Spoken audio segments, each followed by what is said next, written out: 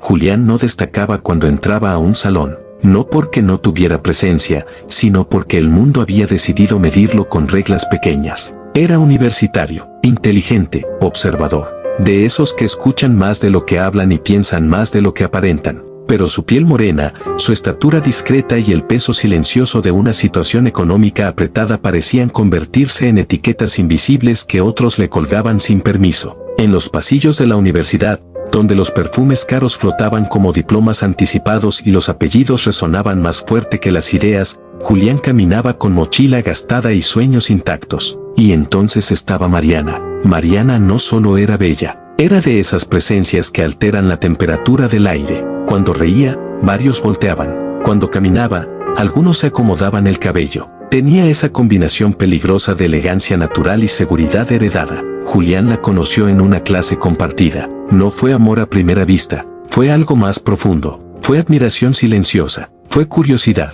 Fue esa sensación de querer acercarse, pero sentir que el acceso estaba restringido. Intentó hablarle una vez. La conversación fue breve, correcta, educada, fría. No hubo desprecio explícito, solo esa barrera sutil que no necesita palabras, miradas que evalúan, silencios que pesan, distancias que se sienten milimétricamente calculadas. Julián entendió el mensaje. No era suficiente, no por quién era por dentro, sino por cómo el mundo lo presentaba por fuera. Y esa noche, mientras regresaba en camión viendo las luces de la ciudad pasar como pensamientos rápidos, algo cambió dentro de él. No fue enojo, no fue resentimiento, fue decisión. Porque hay historias que comienzan con rechazo, pero no terminan ahí.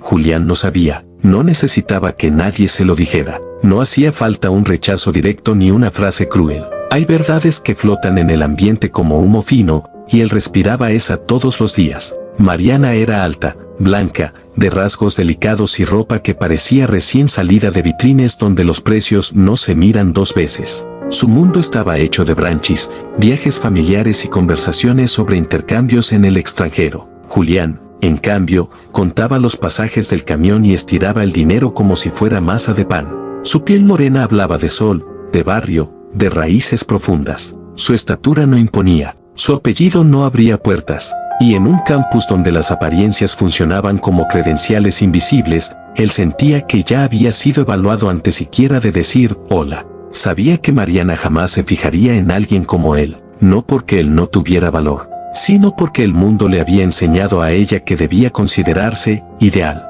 Julián la veía rodeada de chicos altos, de tez clara, relojes brillando bajo el sol, risas seguras, jóvenes que parecían diseñados para encajar perfectamente en la fotografía que la sociedad aplaude. Él no encajaba en esa imagen, y esa certeza no lo rompía de golpe, lo erosionaba despacio, como el agua que desgasta la piedra sin hacer ruido. Una tarde, con el celular en la mano y el pulgar temblando como si estuviera a punto de firmar un contrato con el destino, Julián hizo algo que llevaba días ensayando mentalmente. Entró al grupo de WhatsApp del salón, buscó su nombre, Mariana, foto impecable, sonrisa medida, fondo elegante, copiar número, salir, silencio. Se fue a su chat privado, la pantalla parecía más grande de lo normal. El teclado, más pesado. Cada letra exigía valentía. Escribió, hola, creo que eres la más linda del salón. Lo leyó 3 veces, 4, 5. Lo sintió sencillo, honesto, vulnerable. Enviar. El mensaje quedó ahí, un pequeño rectángulo verde flotando en la incertidumbre. 1 minuto, 3, 5. Nada. El reloj avanzaba como si se burlara. La ansiedad empezó a treparle por el pecho. Pensamientos balouchas, desordenados. Tal vez no lo vio, tal vez no guardó mi número, tal vez debería decir algo más, tal vez piensa que soy raro.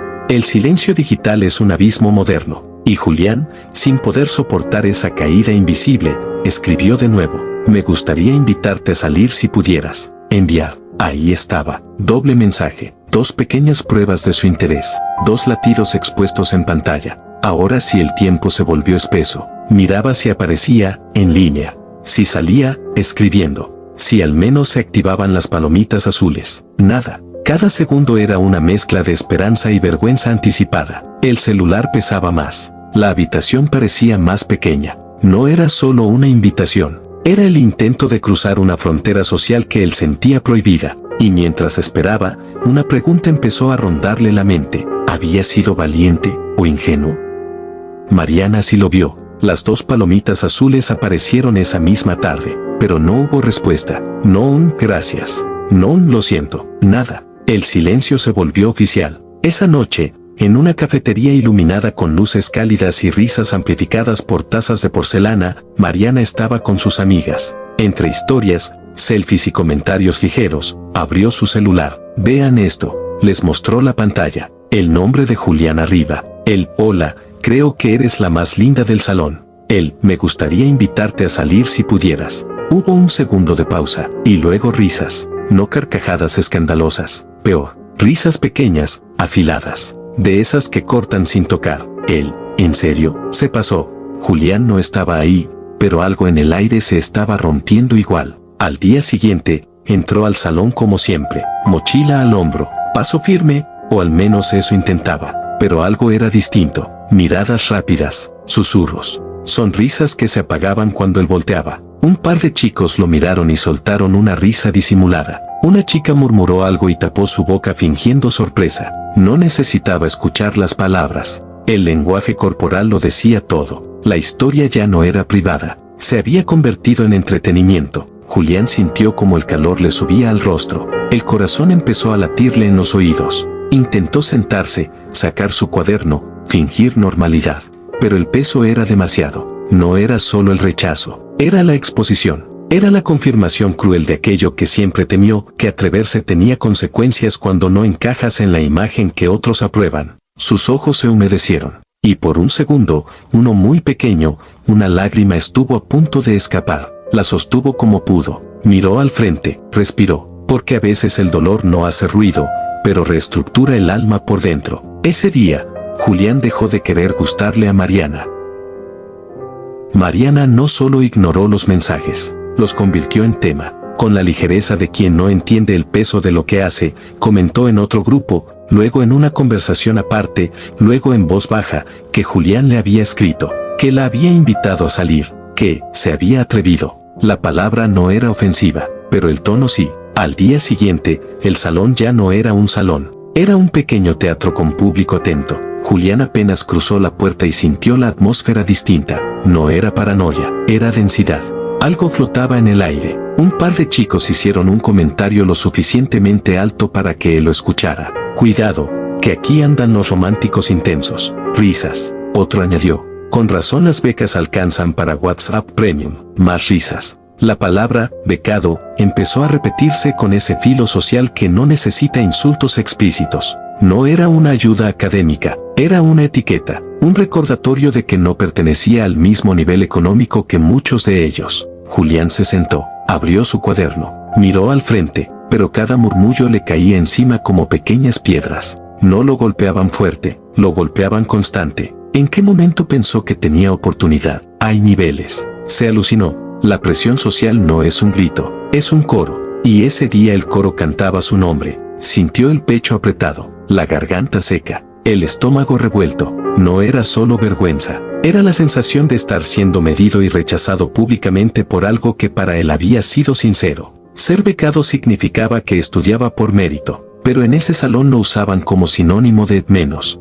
Y eso dolía más que el rechazo romántico. Por un instante, pensó en salirse del aula, pensó en desaparecer, pensó en cambiarse de grupo, pensó en no volver. La presión casi lo quiebra, porque no solo se burlaban del mensaje, se burlaban de su lugar en la escala invisible que ellos respetaban como ley. Pero en medio de esa tormenta, algo comenzó a endurecerse dentro de él. No frialdad, no rencor inmediato, conciencia. Entendió que el problema no era su intento, era el sistema de valores del entorno. Y esa comprensión, aunque dolía, empezaba a transformarse en combustible.